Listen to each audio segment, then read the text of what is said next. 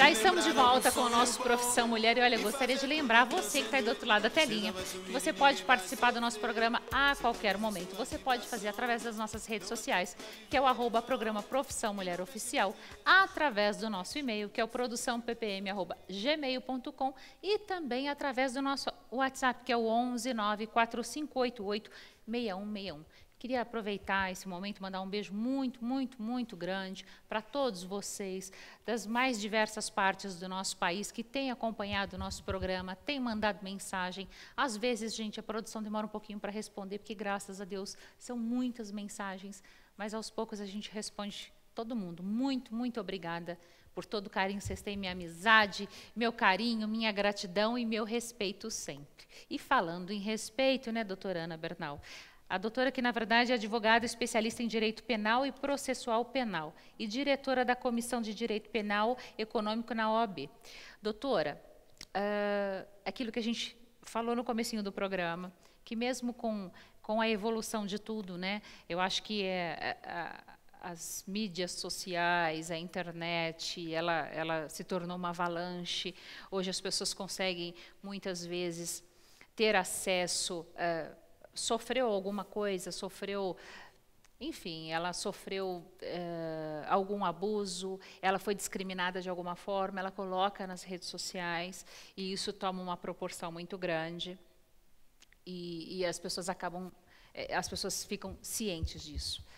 Antes de te pedir para explicar o que é exatamente o feminicídio, as redes sociais hoje conseguiram, de alguma certa forma, mudar esse cenário de discriminação em relação às mulheres, doutora? Olha, Fernanda, infelizmente, não. O que nós observamos ainda hoje é o Brasil no ranking da violência contra a mulher. Ele está em 5º lugar. No Brasil, hoje, morrem ainda 15 mulheres por dia. A cada 2 minutos, 5 mulheres são espancadas. E em São Paulo, nós temos... Entre 3 mulheres, 2 já sofreram violência doméstica.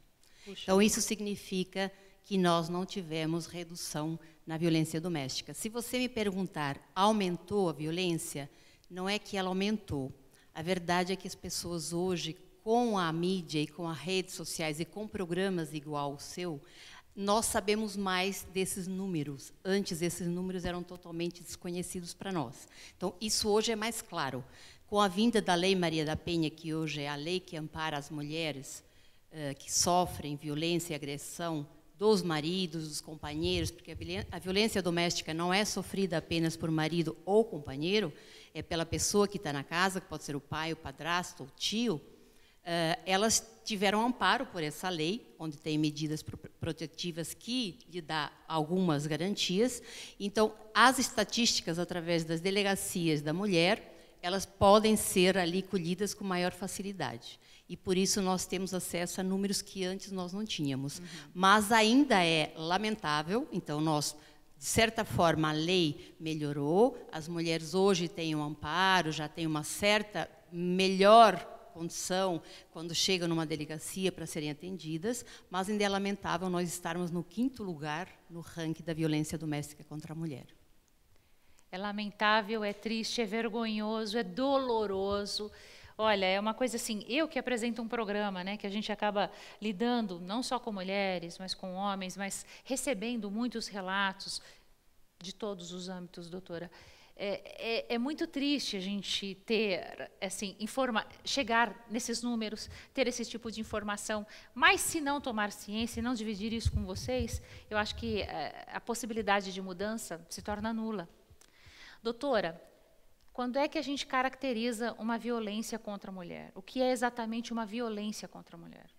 Fernanda, o que acontece muitas vezes é que as mulheres se envolvem em relacionamentos abusivos e nele persistem por muito tempo sem se darem conta que elas estão sofrendo ali uma violência moral, porque a violência ela não é só física. E a maioria das mulheres entende que está só numa violência doméstica quando ela começa a sofrer a violência física, e essa é a última. Então, a violência ela pode começar como violência moral, são xingamentos, a ameaça, o constrangimento, a perseguição, que é muito comum. o marido, o companheiro fazer ameaças, perseguir a mulher, tirar dela a carteira, o dinheiro, para impedir que ela tenha liberdade para procurar os seus direitos, até, às vezes, algumas mulheres de irem procurar uma delegacia para denunciar, lhe tiram o dinheiro e a carteira, elas não têm. Então, essa começa com um relacionamento que é o relacionamento abusivo, ou moral ou psicológico. Existe também o relacionamento e a violência sexual, que é quando a mulher é obrigada a manter relação sexual mediante ou força física, ou coação, ou mesmo impedida do uso do contraceptivo. Então, ainda que isso seja praticado pelo marido ou pelo companheiro, da mesma forma é um crime. Ao inverso do que muitas mulheres acreditavam, ou acreditam ainda algumas delas, que se o marido a obriga a manter uma relação sexual que ela não queira, muitas mulheres acreditam que isso não é um crime. Mas a mulher tem liberdade de escolher com quem ela quer ter relação e se ela quer ter naquele momento. Com certeza. Então, é outro tipo de violência sexual. Existe também a violência patrimonial, que é quando é tirado parcial ou totalmente da mulher os objetos pessoais, como eu acabei de falar, documentos, carteira, para impedi-la dela procurar sua liberdade, seu cerceamento de liberdade, ou até os objetos de trabalho, que é muito comum, pessoas que têm objetos de trabalho, dentista, médicas, enfim, e aí ela fica impedida de poder exercer a sua profissão. Então, esses são os tipos de violência que existem, a psicológica, a sexual, a patrimonial e a física. O que acontece é que raramente as mulheres observam quando ela está na moral, que é a psicológica, na sexual, porque elas entendem que isso seja uma coisa natural, normal, e elas vão perceber que existe violência, em regra, quando estão sofrendo a violência física. Até recentemente nós tivemos um caso que foi público, notório na mídia, daquela advogada, minha colega, infelizmente, que veio à morte. Então, ela já vinha sofrendo violência moral, psicológica, física, e acabou vindo à morte porque não fez a denúncia, que é o maior problema, porque o agressor, em regra, quando começa a fazer, a praticar a violência, as agressões, sendo ela moral, aumentando o tipo da violência, e não tem a denúncia, ele se sente impune. Então, Fernanda, ele se sente à vontade para prosseguir com as suas agressões e aumentar as suas agressões. E aí leva aos casos da morte. Doutora, mais uma vez eu assim, vou insistir nessa história do século XXI, do acesso à comunicação, né, do direito à fala, que antigamente a gente não conseguia nem falar. Por quê? Mesmo com todo esse progresso, com todo esse crescimento, as mulheres, na grande maioria das vezes, não denunciam os parceiros. A maioria das mulheres não denuncia por falta de... Elas estão desestruturadas, humilhadas, com medo, sufocadas, sem dinheiro, muitas delas, porque lhe é tirado até isso, e elas precisam de apoio, Fernanda.